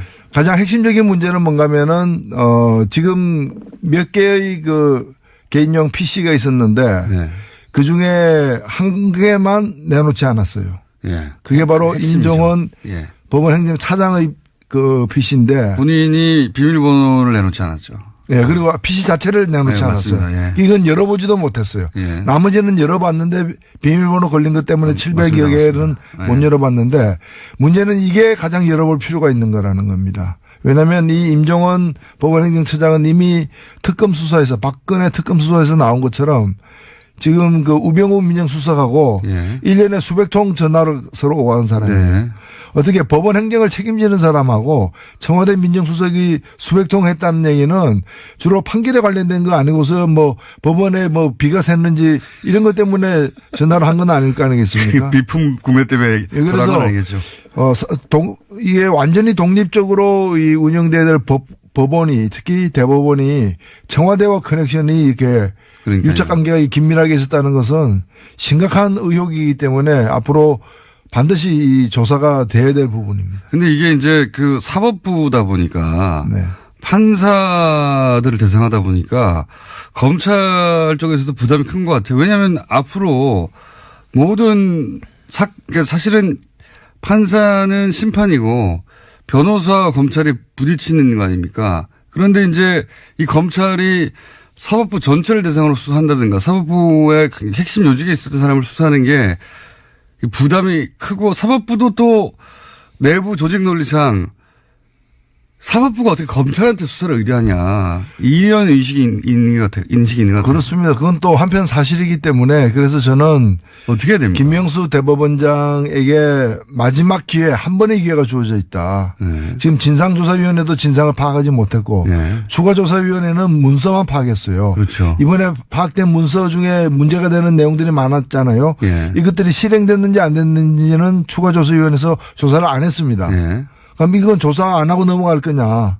그러니까 그럴 수는 없지 않습니까? 예. 이런 게 밝혀졌는데. 예. 그렇다면 여기까지 조사를 해야 되고 아직 조사하지 않은 어떤 임종원 개인용 PC라거나 이런 까지 다 더 조사를 갖다가 해야 되는 마지막 조사 기회가 한 번 남아있고 이 기회마저도 살리지 못한다면 지금 대법원장이 고심 중에 있는 걸로 알고 있는데 네. 이 기회마저 살리지 못한다면은 외부 강제 수사는 불가피하다. 네. 그렇지 않다면 우리가 과거에 안개부에서 쪽지 나오는 대로 판결하고 청와대에서 전화 오는 대로 판결했던 그런 치욕스러운 그 과거로 돌아가는 걸 용인하는 꼴이 아니기 때문에 용인하는 꼴에 다름없기 때문입니다. 그러니까 이게 이렇게 이 정도 나왔는데 넘어갈 수가 없어요, 사실. 국민들이 네. 다 봤는데 어떡합니까? 그리고 너무 저는 유치했어요, 사실은. 이게 경악스럽기도 했지만 동시에 유치하기도 했습니다. 이게 뭐, 한반에서 쟤 누구 편이야? 물어보고, 쟤 누구 편이야? 물어보고, 옆반에 그 담임한테 얘기해. 뭐 이런 수준을 전혀 벗어나지 않아요, 전혀. 그럼 문장 되게 웃깁니다. 무슨 누구누구 판사 같은 경우에 이제, 분석을 하면서 이 사람은 낄 때 안 낄 때 판단이 밝아. 뭐 이런. 그다음에 아까 그 빨간색, 까만색, 뭐 초록, 푸른색으로 이렇게 구분한 리스트 있죠. 그게 네. 사법행정위원회 구성할 때 뭐라고 나와 있냐면은 너무 우리 편으로만 하면은 국제인권법 밖에서 이제 꼬투리 잡힐 우려가 있기 때문에 조심해야 된다. 적당히 섞어라. 뭐 이런 거. 나름대로 머리 좀 써보자. 그 좋은 머리를 그런 데 쓰고 있었죠. 아, 문장들도 너무 웃겨요. 예. 속칭 낄 때 안 낄 때. 판사들 스스로 내부 판사들에 대해서 이렇게 굉장히 길게 분석해놔서 이 사람은 이렇고 이 사람은 저렇고 그러면서 뭐 자신한테 불이익이 오지 않는 이슈에 대해서는 강한 어조로 비판하는데 반대의 경우는 침묵한다. 예, 뭐. 이런 평가를 받으면 치욕적이죠. 굉장히 자세히 써 있어요. 개별 판사에 대해서 이 사찰이지 뭡니까? 이런 내용으로 가득 찬 문건입니다. 근데 이게 일부에 불과하다는 거. 어떤 내용이 있길래 나머지는 아예 내놓지 않았을까 궁금하죠. 이거 이상의 내용이 있다는 거죠. 네. 예. 그거 나오면 파괴력이 엄청날 거라고 봅니다. 근데 외부에서 강제로 한다는 건 그러면 외부에서 고소고발이 있어야 된다. 그렇게 되나요? 그렇게 돼야 되나요? 이런 상황으로 계속하면은 아마도 무슨 시민단체나 이런 데서 뭐 고소고발이 있지 않겠습니까? 가만히 있을 수 없죠, 사실. 예. 예. 특히나 원세훈 재판과 네. 관련해서는 이게 지금 2심에서 유죄가 난 거고 다들 이제 상식적인 판결이 나왔다고 생각했는데 5개월 만에 대법원에서 엎어져서 맞습니다. 다들 놀랬지 않습니까? 네. 근데 지금 그 판결 대법원에서 전원 합의로다가 무죄 판결 낸 게 잘 됐다고 얘기하지만 그 뒤에 어떻게 됐습니까? 파기환송됐는데 네. 항소심에서 다시 대법원 말 안 듣고 네. 웬만하면 대법원에서 파기환송하면 대법원 말 듣게 돼 있죠. 예. 근데 두 번째 항소심 재판부에서 이건 말도 아니다 해가지고 다시 유죄로 해가 올렸지 않습니까? 예. 그러니까 최종 유죄로 되지 않았습니까? 그러니까요. 그 얘기는 대법원 13대 빵으로 그 무죄라고 판결 내렸던 그 13명이 진짜 엉터리 판결했다는 게 자기들 내부 판결에 의해서도 입증이 된 거 아니에요. 게다가 문건이 안 나왔으면 모르겠는데 문건에 우병우 민정수석의 요청이 있었잖아요. 그러니까. 어떻게 의심 안 합니까, 이거를. 요청이 있고 요청한 대로 저번 합의체로 판결을 냈는데 그 판결 자체도 굉장히 논란이 되는 판결이었거든요. 13대 0도. 말도 안 되는 거라고 했었는데 그게 이래서 이랬구나 생각할 수밖에 없죠. 그렇죠. 예. 그래서 그런 원세훈 재판만이 아닐 거라고 사실 보는 것이고요. 맞습니다. 그런 중요한 재판마다 청와대의 의견이 법원에 의해서 수용되는 그런 과정을 우리가 밝혀내야 됩니다. 그리고 또 이제 이 내용 중에 보면 이런 게 있습니다. 청와대가 오해하지 않도록. 그러니까 그 원세훈 2심에서 유죄가 났지 않습니까? 3년 유죄가 나니까 그 내용 중에 어떤 게 있냐면 이제 청와대가 오해하지 않도록라는 것은 사법부가 청와대의 뜻을 의도적으로 거스른 게 아니다. 이런 거 아닙니까? 뭐 오해입니까? 판결이 났는데 판결이 났으면 판결 받아들여야지. 오해하지 않도록 뭐 오해를 풀어줘야 되는 식의 그런 문구들이 있어요. 저는 그거 보면서 예. 제가 그 안기부 삼성 엑스파일 사건 때 예.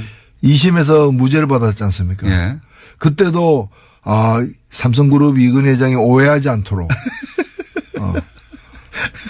그리고 그 대통령이 청와대가 오해하지 않도록 예.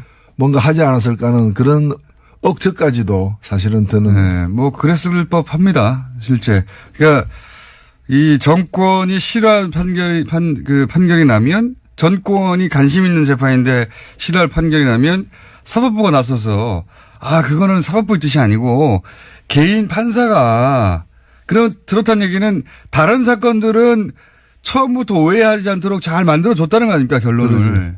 그렇게 생각할 수밖에 없죠. 그리고 우리나라 3심제니까 뭐 정정하겠습니다. 그러니까요. 각하. 그래서 정정한 거 아닙니까 이게.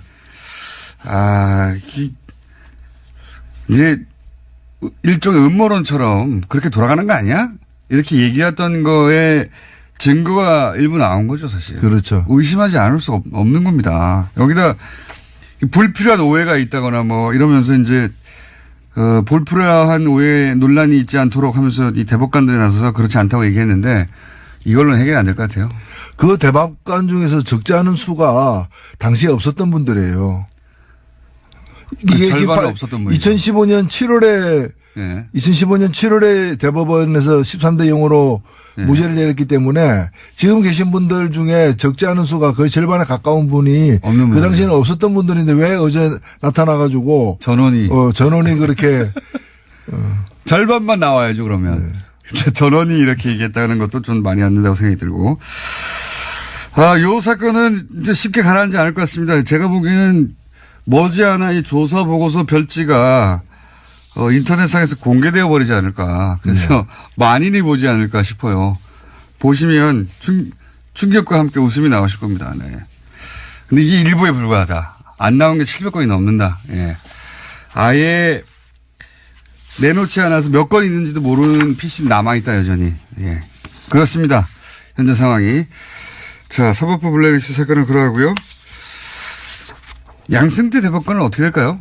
전 대법관은? 예, 뭐 계속 뭐 본인이야 곤혹스러울 겁니다. 계속 이제 뭐 뒤로 빼겠죠.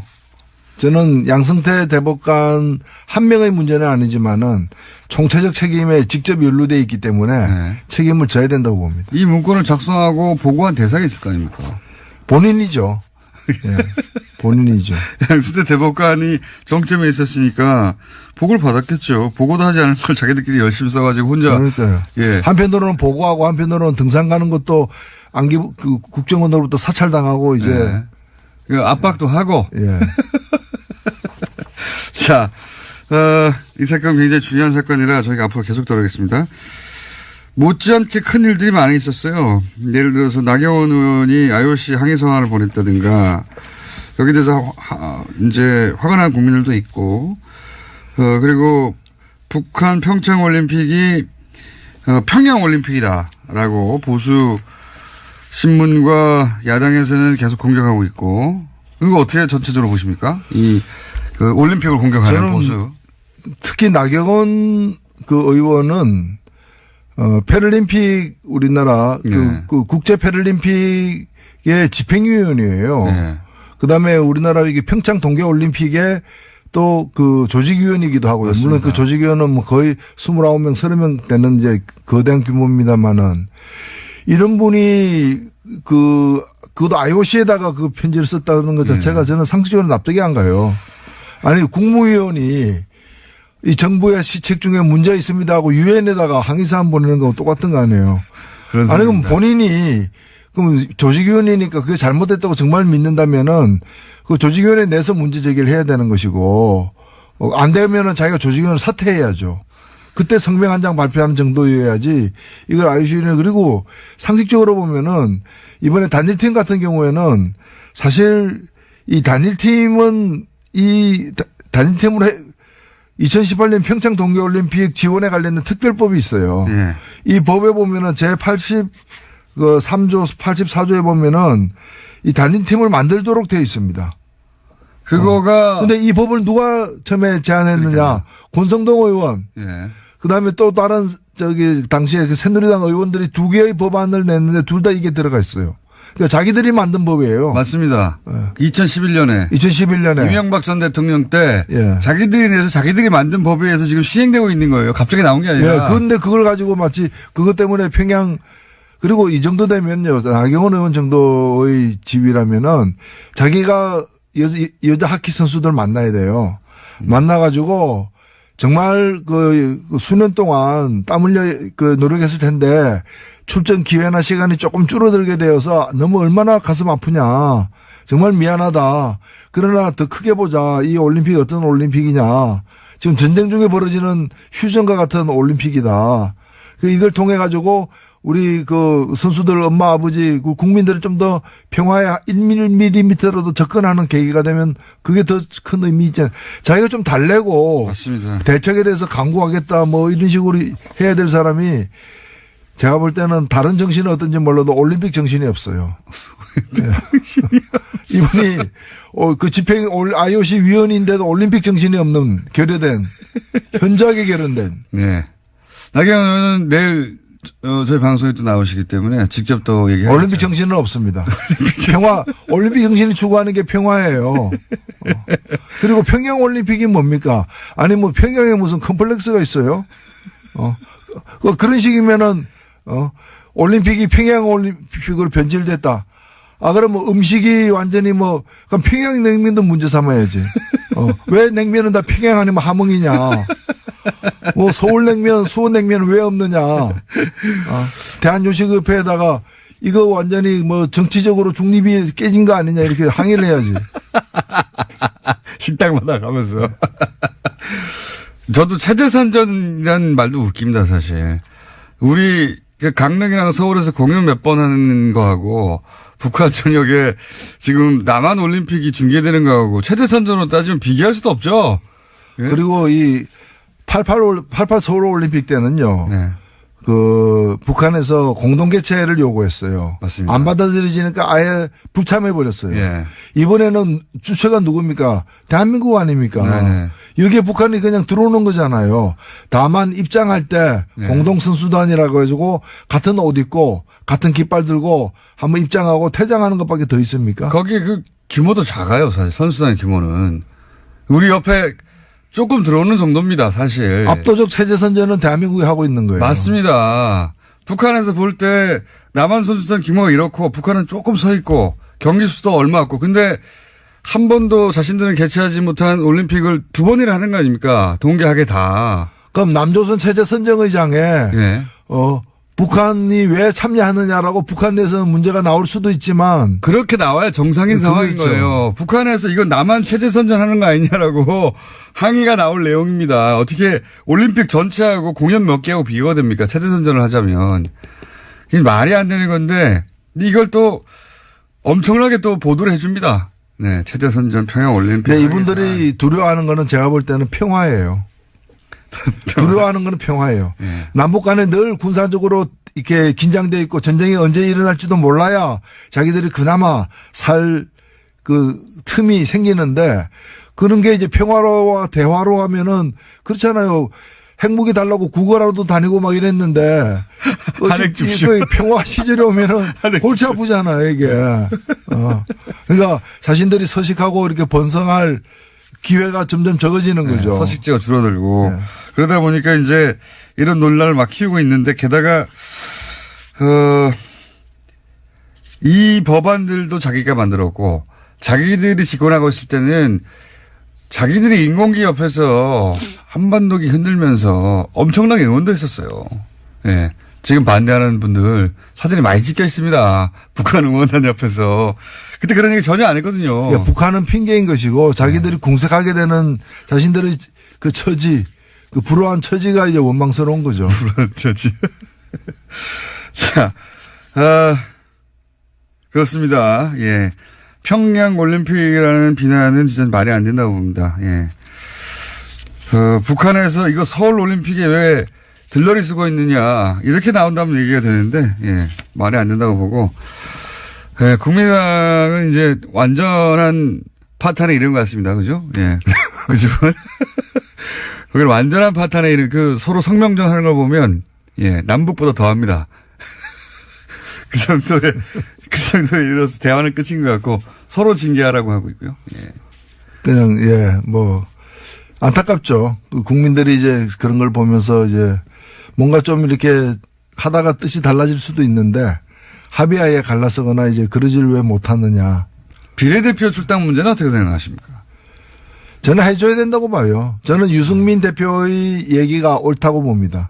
저는 그런 점에서는 유승민 대표가 이제 중간중간에 보면은 굉장히 이성적인 판단을 내릴 때가 늘 그렇다기보다는 중간중간에 이제. 남북 문제에서는 좀 의견이. 예, 좀 다릅니다만. 이 문제에 있어서는 그 말이 맞아요. 그러니까 정치라는 것이 물론 늘 이제 막 이해관계 때문에 다투기도 하지만은 그래도 선을 그을 때는 좀 이성적으로 그어야 되는데 이걸 사실은 못 먹는 감 찔려나 보자는 그런 식이거든요. 그런 식으로 보내주면 니네가 더 커지잖아 이런 거잖아요. 정치란 건 뜻이 같은 사람들끼리 모여서 하는 것인데 뜻이 다르지만은 너 못 보내줘 왜? 니 잘 되는 거 보기 싫으니까. 그러니까 너는 좀 망해야 돼. 뭐. 그러니까 그거죠 그거. 예, 네. 그런 심보로다가 국민들에게 지지를 호소한다는 것도 참 우스운 거죠. 예, 이 통합 과정에서 제가 보기엔 유승민 대표가 최대 승자고, 예, 득실을 따지자면 안철수 대표가 많이 잃었어요, 사실은. 민심도 많이 잃었고, 과정 중에, 일처리 과정 중에서도. 안철수 대표가 주도하고 그렇게 원한 건데, 정작 본인은 그 혜택을, 입기는 커녕 피해를 가장 많이 당한, 스스로 입은 거죠. 뭐 자초한 거긴 합니다만. 그렇게 결론, 현재까지는 나오고 있는 상황인 것 같고. 시간이 다 됐네요. 혹시 요 정계 개편 가운데 정의당이 혹시 어느 쪽과 이렇게 손을 잡는다든가 이럴 계제는 없을까요? 예, 뭐 정의당이 어렵긴 하지만 네. 그렇게 경직돼 있지는 않습니다. 유연하게 개방적으로 관계를 맺을 거고요. 뜻이 같은 부분들하고는 연대도 하고 정책 추진도 함께 할 수 있고요. 그러나 지금 얘기되고 있는 공동교섭단체 같은 것은 그걸 통해서 국고지원금 좀 더 많이 받고 국회 내에서 무슨 이렇게 기회나 이런 권력을 배분할 때 좀 더 좋은 조건이 되는 것 말고는, 우리 국민들 앞에 같이 해야 될 이유를 설명하기가 쉽지가 않다는 점에서 저는 사랑을 하지 않으면서 결혼하는 거 있죠. 비자를 얻거나 뭐 국적을 얻거나 그런 걸 우리가 뭐라고 그럽니까? 위장 결혼이잖아요. 네. 국민 앞에 위장하는 일은 없을 것입니다. 그래요. 네. 그런 얘기도 일각에서 있길래 저쪽에서 뭐 마라바 15석이나 그 정도 된다고 하면 정의당과 같이 이렇게 그리고 지금은 또 그런 셈법을 할 때도 아니지 않습니까? 지금은 각자 자기 세력을 잘 이렇게 보존해서 국민들 앞에 당당하게 임해야 될 때라고 봅니다. 알겠습니다. 예. 이런 얘기가 정의당 내부에서도 있긴 있습니까 혹시? 외부에서 이제 관찰자들이 그런 얘기를 하는데. 예, 정의당 내에서는 뭐 어제도 저희가 회의를 했습니다마는 네. 이런 문제 제기가 바깥에서도 나오는데 한번 토의해보자. 네. 이런 얘기하는 분들이 없어요. 전부 다 뭐 파리바게트가 어떻고 최저임금이 어떻고 민생 문제 이런 데만 관심이 있어서. 예. 예. 네, 좀 저희들이 바쁩니다, 사실.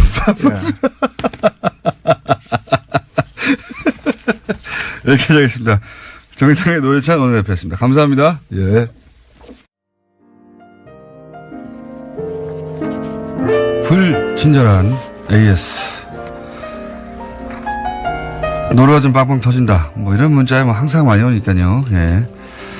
보수단체는 평양냉면 못 먹게 합시다. 삼권 분리위원회나 삼권 합의체였군요. 이거 재미있는 표현입니다. 그렇습니다. 예. 근데 왜 이정열 전 판사님은 변호사 대신에 사무장하고 계신가요? 예. 언제 한번 제가 말할 수 있는데 직접 이정열 전 판사님에게 기회를 드리겠습니다. 방송 중에. 예. 법원에서 쫓겨났죠? 자, 네이버에서는 평화올림픽 검색 후 전쟁 중입니다. 예. 네이버 요새 한참 여러 가지 문제로 논란이 되고 있죠. 예. 네이버 특집도 한번 해야 되겠네요. 자, 특집 해달라는 게 너무 많네요. 예. 법원 특집도 해달라고 그러고, 이슈가 되면. 법원 특집도 꼭 해야 될 상황인 것 같고요. 네이버 특집도 꼭 해야 될 이슈인 것 같습니다. 자, 옆으로에서 양지열 변호사님이 블랙리스트가 아니라 컬러리스트라고 했다고. 예. 크게 와닿지 않는 표현이네요. 양지열 변호사님 하루빨리 잘려가지고 저희 코너로 다시 나오셔야 되는데 생각보다 길게 하시네요. 자, 같은 시간에 진행하니까 서로 통화하고 그러면 좋을 텐데, 네, 가끔 생각납니다. 예. 양지열 변호사님 컬러리스트라고. 아마 이제 이 블랙리스트에 이 문건에 등장했던 분들의 색깔로 표시를 해가지고 그렇게 표현한 것 같습니다. 양지열 변호사님 이름이 문자에 등장했기는 오랜만에 소개해드렸습니다. 자, 곧 잘리길 기대하고요. 예, 여기까지 하겠습니다.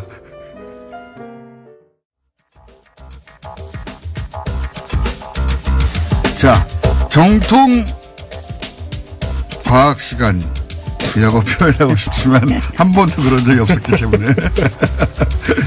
자, 원종우 씨 나오셨습니다. 네, 안녕하세요. 문자 중에 이런 게 있어요. 원종우 씨가 훨씬 형 같은데 왜 까부냐고. 네. 제가 형입니다. 예.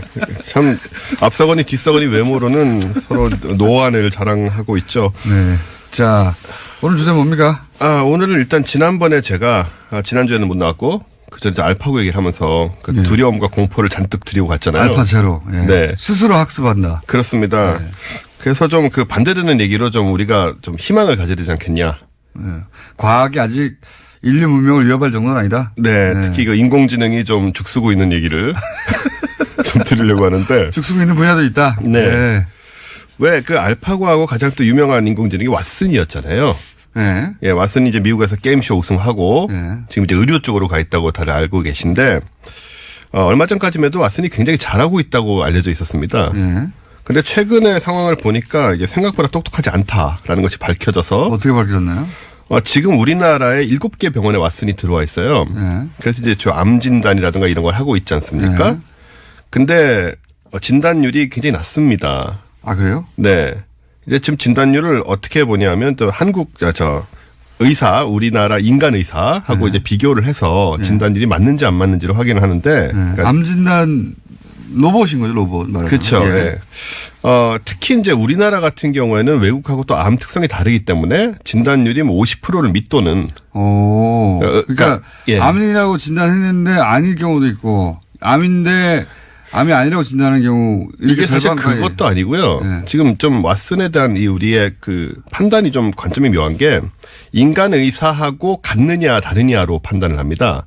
지금은. 그러니까 결과적으로 틀릴 수도 있죠. 인간 의사도. 인간이 틀려서 틀릴 수도. 그렇죠. 안 맞을 수 있지 않습니까? 왓슨이 맞을 수도 있잖아요. 그러니까 지금 어떤 식으로 되어 있냐면 지금까지 공개된 자료는 왓슨하고 의료진의 의견 일치율밖에 없고 아하. 왓슨과 의료진의 의견이 엇갈렸을 때 누가 맞냐? 그 연구 결과가 없어요, 전 세계적으로. 그러면 왓슨의 진단율이 50% 할 수는 없죠. 그러면. 없죠. 예. 그러니까 이게 지금 아예 판단을 할 수 없는 이 연구가 안 되고 있다는 점이 좀 묘한 상황이고요. 예. 왜 안 하고 있는지 모르겠습니다. 의사들 자존심 때문에 안 하고 있을 수도 있습니다. 예, 뭐 그럴 수도 있겠죠. 만약에 이 로봇의 진단율이 인간보다 훨씬 높다고 하면 의사들이 할 일이 없었잖아요.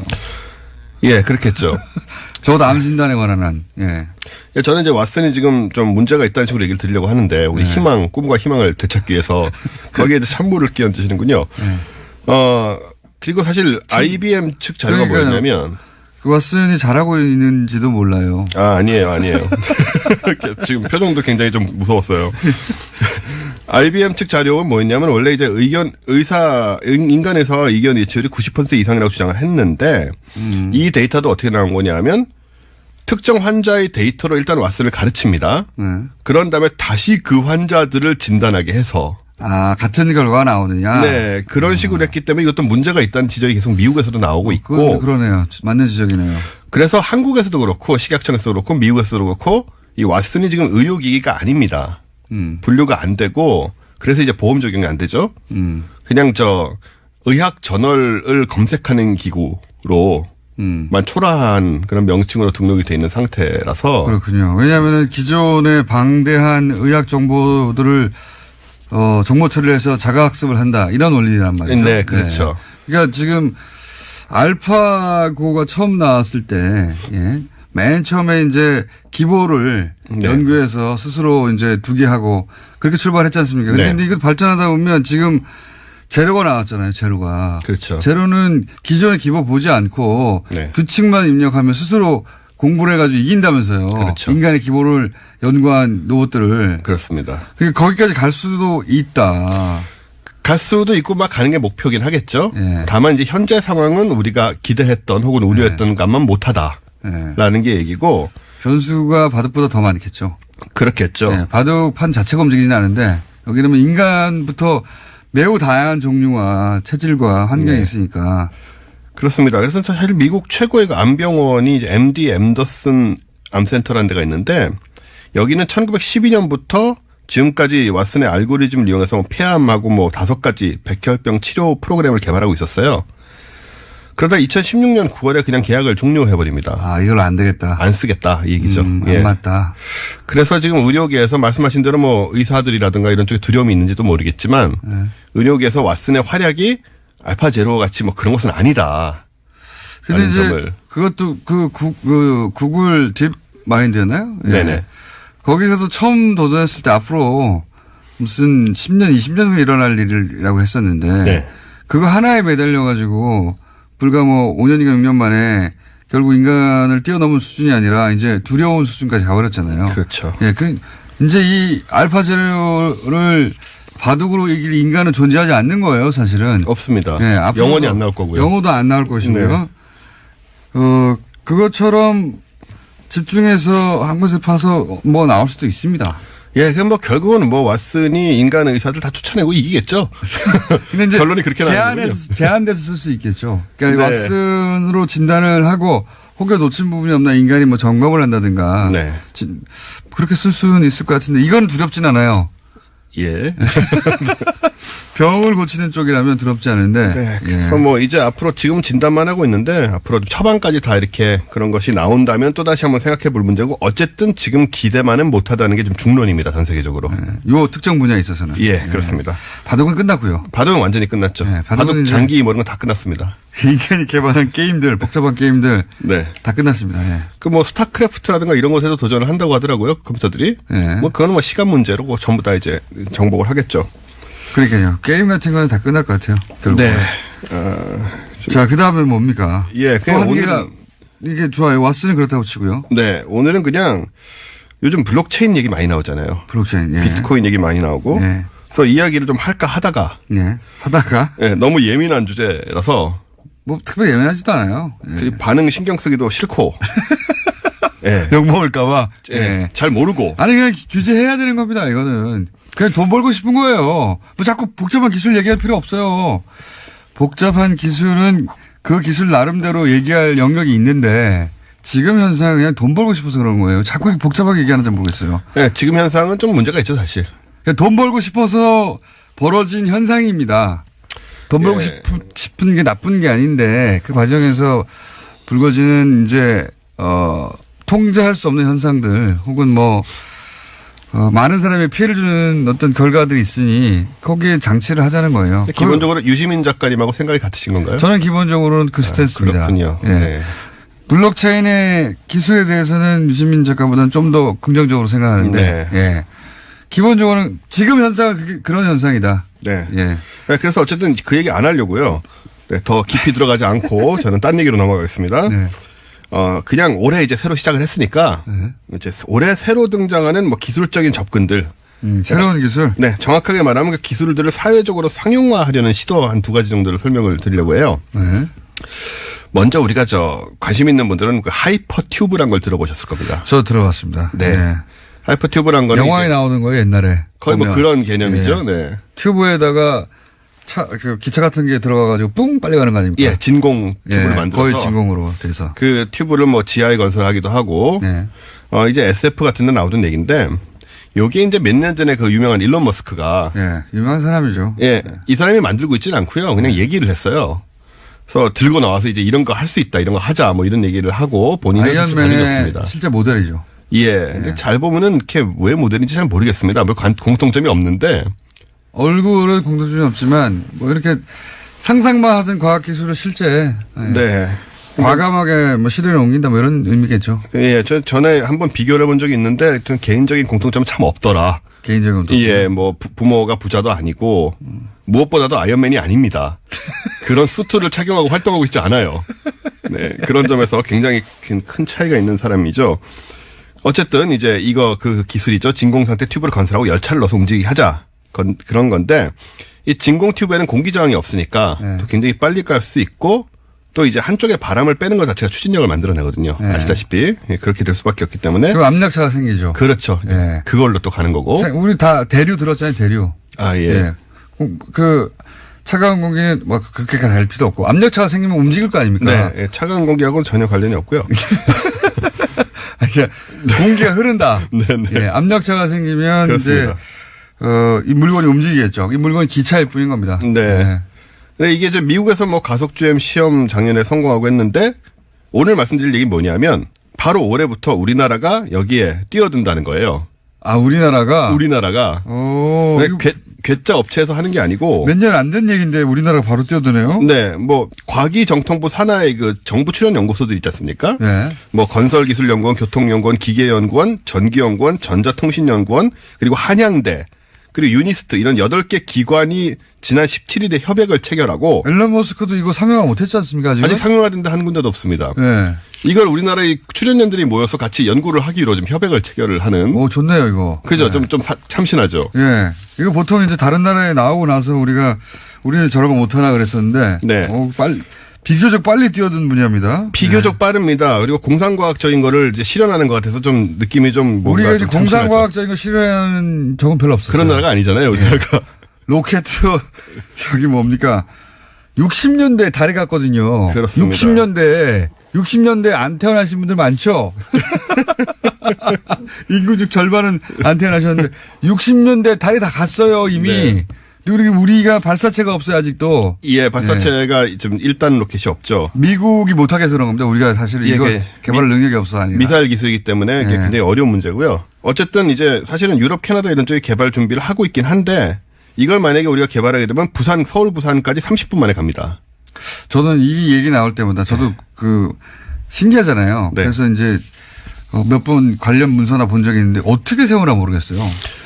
이 터널을 만드는 게 중요한데 사실 이게 터널을 우리나라 같은 데는 산도 많고 해서 이게 뚫고 가는 게 중요하긴 하지만 이게 사실은 굉장히 비쌀 것 같은데도 불구하고 기본적으로 터널만 만들면 되기 때문에 기존의 초고속 열차 우리 KTX 나가보다 더 빠른 기술. 거기는 어쨌든 마찰력으로 세우잖아요. 그렇죠.